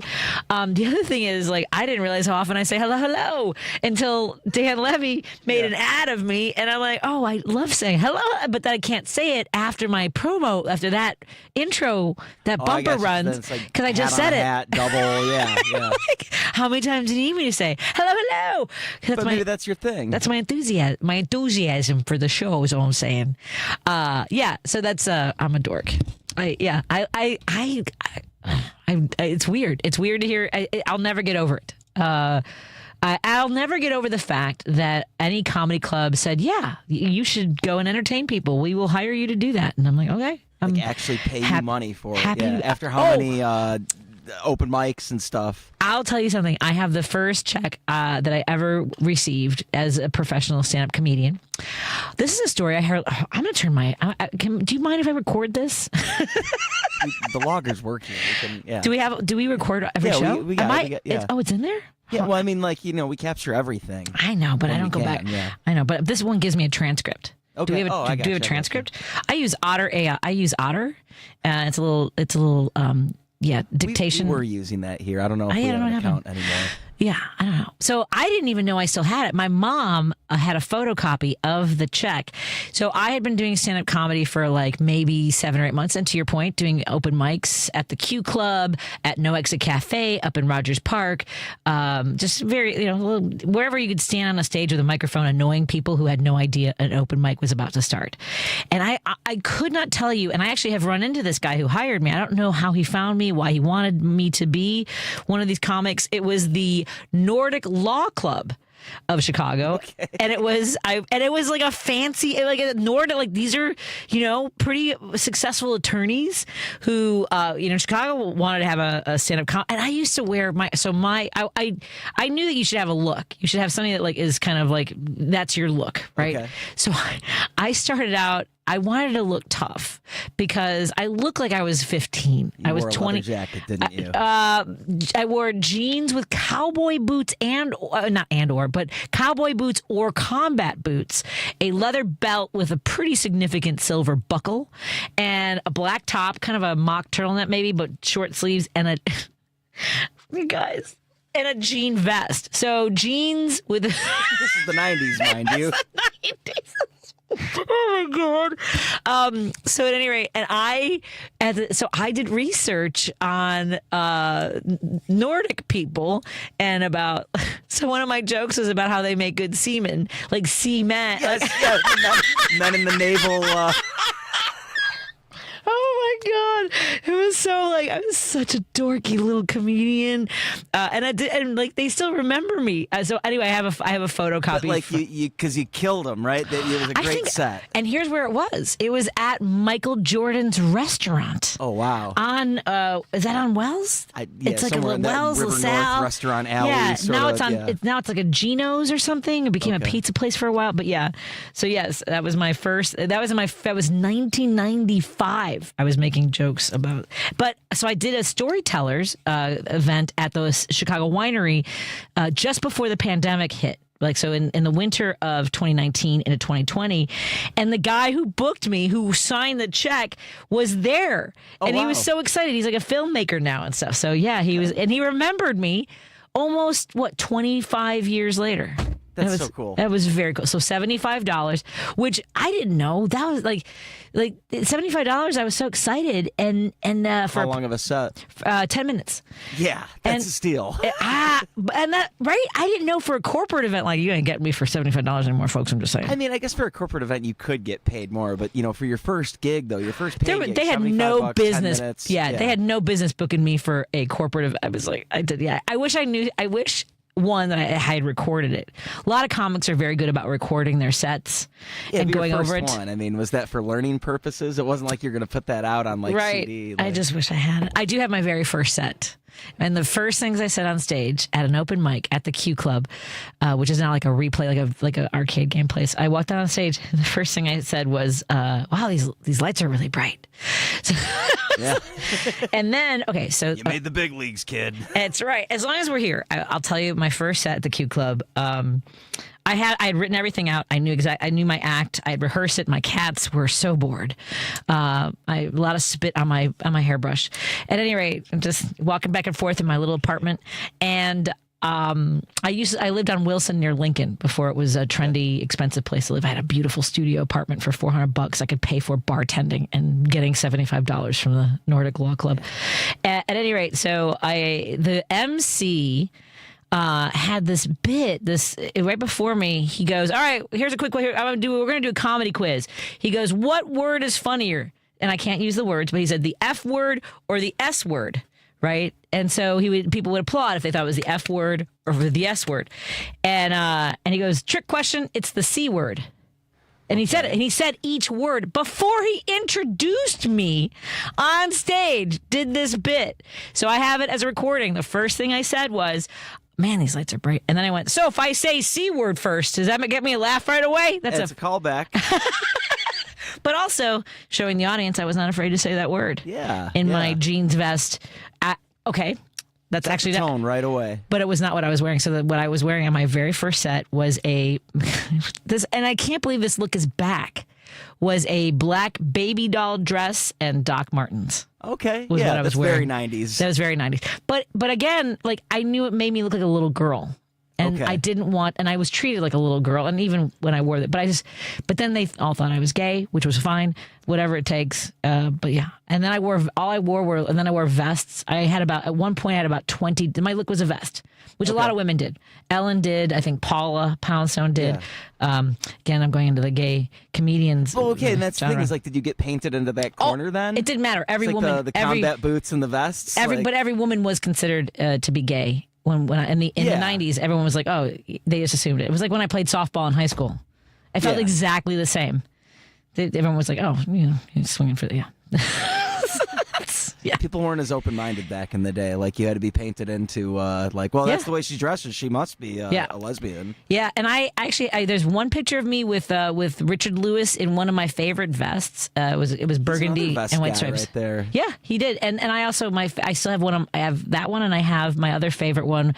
Was black velvet front, white satin back, kind of look classy, with Sylvester the cat. That's my favorite vest.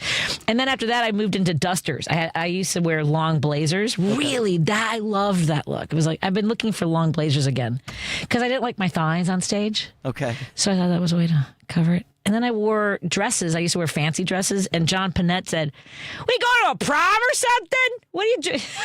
But aren't there guys that wear like tuxes or nice suits when they do their sets? So Tim Allen's philosophy was never be worse dressed than the best dressed person in the room. So he always wore a suit. So there was sort of a philosophy about, and I kind of have that a little. I for the first time wore a baseball hat on stage because Kevin Bozeman wears a baseball hat and he's brilliant, one of the funniest comics.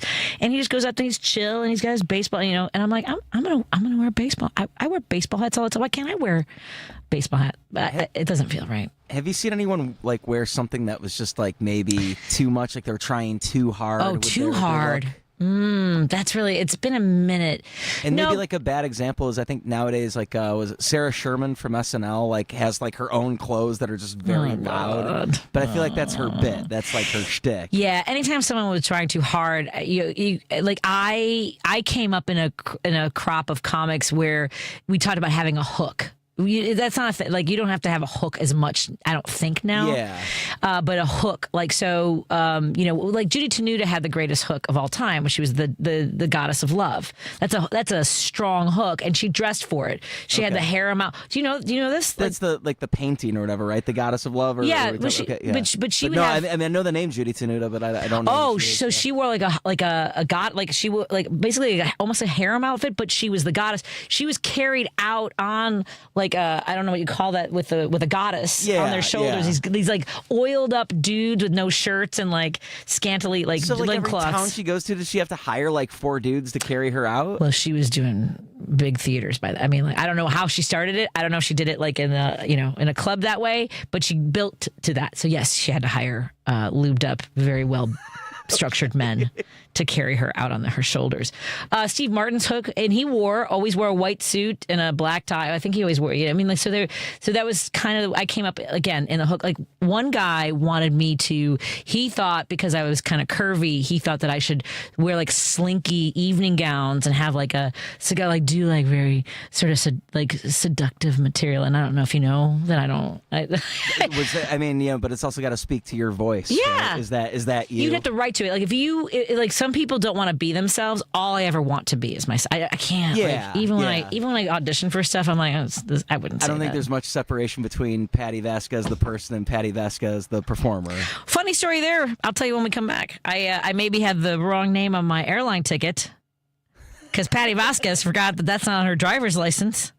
Yeah, half an hour before my boarding started, I had the wrong name, and they don't play at the airport. And I just want to say this, United Airlines was fantastic. They really helped me out. But yeah, I had Patty Vasquez on. My name is not that. Yeah. You guys know that's Patricia Bonin. I don't have to hide anymore. And I did that for a long time. Okay, let's take a break here. Because I told folks I would come to their calls, and I haven't done that. So let's get to our phone calls when we come back on WCPT 820 Heartland Signal, because we've got folks waiting on the Credo Mobile phone line. Thank you for hanging out with us. Joan Esposito, live, local, and progressive. Greg is on the line from Lake in the Hills. I always recommend your show to everybody. I just really like your style. I like that you're a reporter, that you've got a background in reporting, and I just find your show and all your guests, like Jim especially, and Bobby and Dave, I think it is. I listen to all the time, and, you're great. Joan Esposito, weekday afternoons 2 to 5 on WCPT 820. Medicaid and CHIP offer free or low-cost health coverage for children and teens. Hospital and doctor visits, prescriptions, shots, and more are covered. That's peace of mind for parents if a child is sick or gets injured. And parents may now be eligible for Medicaid too, even if they've applied in the past. Enrollment is always open. Visit InsureKidsNow.gov or call 1-877-KIDS-NOW. Paid for by the U.S. Department of Health and Human Services. Hi, I'm Diana. As a veteran, I know that for many servicemen and women, the battle doesn't always end when they come home. Because I too struggle with the invisible wounds of service.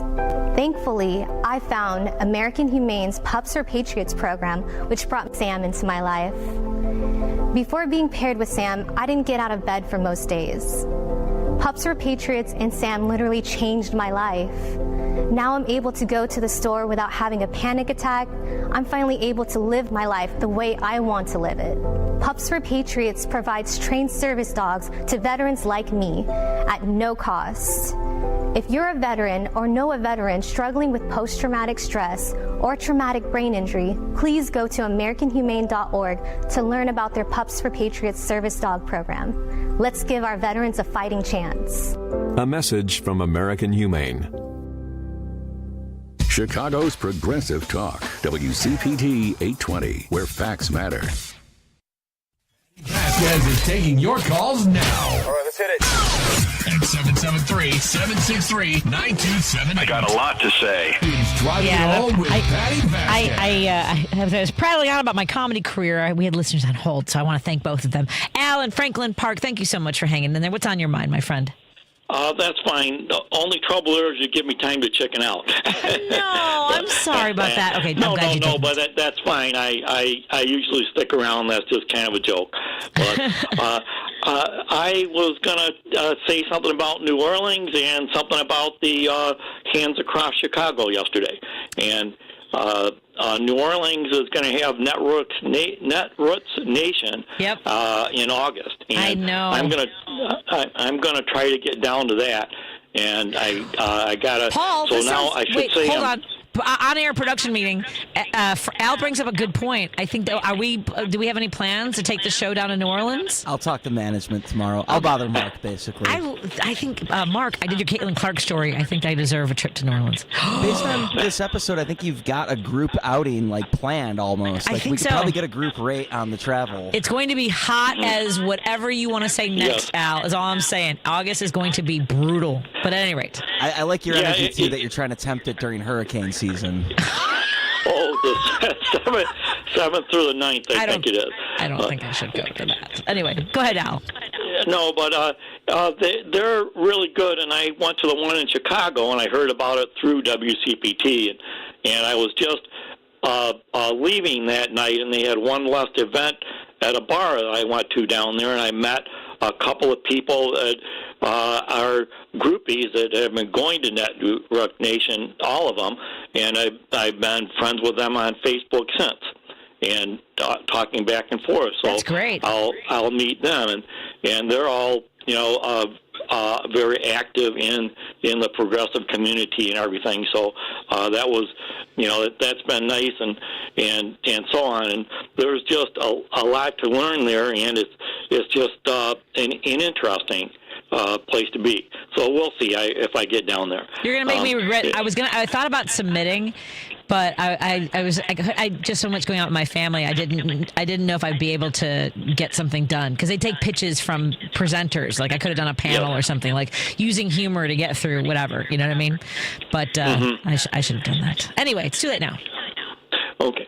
Yes, and I have some ideas for submitting too, but I won't do them. Right?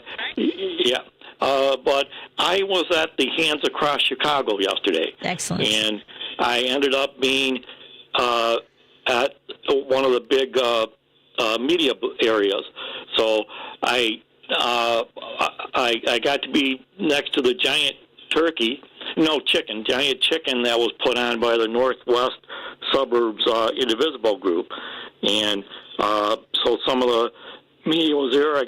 Sean Kasten was there, and the head of Indivisible Illinois, and I'm not sure, one of the guys that you have been interviewing, and you interviewed him, I think, Friday as well about it. But it was just really good to see all these people, and they're all like-minded and working together, and a lot of experiences. And then I did end up getting on the Channel 5 News because I converted a cheese head into a three-sided poster sign. And I had a bunch of stuff that's on it. Brilliant. I love that. Yeah, and so I'm wearing that around, and so so that was good, and so I was trying to find myself then after that, and I can go through a whole story there as well, but basically you just found a lot of people, and then this morning, Northwest Chicago Indivisible has a daily Zoom call during the week full of activists, and they were all talking about their experience, because we probably had about 10 people that showed up, some that are on the Zoom, and all very positive experiences of who they talked to and so on. And Channel 7, I was able to find on Channel 7 what they talked about, and they said something like, well, there were hundreds or maybe 1,000 people there were hundreds and maybe 1,000 people there. And my gosh, there were very many more than that, because they did manage to line all the way from Aurora to Chicago. And we heard kind of examples about it, and there was a small amount of Trump supporters that just happened to be across the street from where we were. And they had a big Megatron that had Trump on it, and I guess you got to call them Trump lovers or something like that. Right. And then they all had their big trucks, and were driving through the convention, and I would say there might have been 20 or 30 trucks. Some of them were set up with the black smoke, which they're not even supposed to have. At least one was, and but we don't want to be talking about them too much. But they were there as well. But a lot of nice personal stories about everything going on, and so on and so forth. That's great. That's great. Oh, thank you so much for all the enthusiasm you've shown for, trying to protect democracy and the rights of others and joining with other people. I'm glad it went so well, my friend. Yeah, it was good. It was. It's always good to get out there and get involved, and I try to, because that, like I think I've said before, that's what keeps me sane. We all need that. Well done. Have a great evening, Al. Yeah, you too, Patty. Thank you. Bye-bye. Bye. And Paul in Seattle. Hey, Paul, what's on your mind, my friend? I was listening to Roosevelt talking about how he's sick of Trump, hearing about Trump and Russia, and I wish there could be that kind of an AI voice of the girl on the Brady Bunch saying, Russia, Russia, Russia. Well, to that conversation, a listener was like, that they were like nuclear war, because I kind of said it under my breath towards the end, and they said they were like they can't even protect their own territory. I think Putin will rattle sabers, but he says portions of his land seized by his adversary. And there was an article recently about how the nuclear arms race, we're not paying attention between China, with China and Russia, has sort of gained some momentum over the last few days. Yeah. Well, anyway, one of the things I want to mention here was there was a posting from one of my Facebook friends, whom I 86, and I didn't kill him. I just unfriended him. But yeah. The posting was a Fox News clip that said that progressive prosecutor lets illegal teen off easy in 90-mile-an-hour car crash that kills 24-year-old woman. And I replied to the post and said, explain that 95% of all state criminal cases never go to trial. The fact that this person who was in the crash, may have caused the crash, was undocumented is irrelevant to the criminal case. So the prosecutor probably, we don't know what evidence he had, how strong a case, but regardless, the fact that this person is undocumented is irrelevant. And if it were introduced and the judge allowed it, first of all, no judge would allow it, but if they did and it resulted in a conviction, the public defender would have would appeal it and have the conviction tossed out. And so now your illegal is out scot-free because the prosecutor used evidence that was irrelevant. So this guy writes back to me. Here's what he said. And I have a screener. I don't read the text with my eyes. And my screener said, "Who spends so much time unhinged tells me that you need counseling and off your meds." And I'm like, okay, why does my thing say "to spend"? And then I go back and I'm reading each word. He says TOO. So much time. Wow. Unhinged. I'm like, this guy doesn't know the forms of the word "to." So I said, the fact that you don't know the forms of the word "to," TOO, TO, and TWO, tells me that you never finished 8th grade, and that your MAGA hatred also tells me that counseling nor meds would do you any good. Right. And then I 86. Yeah, 86. But the thing is that immigration law is not criminal law. No. It's civil law. Right. And that's why immigration cases, people don't have a right to a court-appointed attorney. And almost all immigration cases are an attorney volunteers to do that. So all of this of Trump throwing these people, this is all unconstitutional. It's not criminal law, and they're treating it like it's criminal law. Yep. And, of course, you have Fox News telling lies about liberal prosecutors going easy on illegals, Exactly. Thank you so much, Paul. I've got to run. We've run out of time tonight. Be well, everyone. Thank you to our sponsors, Source Solar, Monaco Brewing Company, and Kids Above All. Thank you so much, Paul Shabari. Good night, everyone. Now more than ever, Lowe's knows you don't just want a low price. You want the lowest price. And with our lowest price guarantee, you can count on us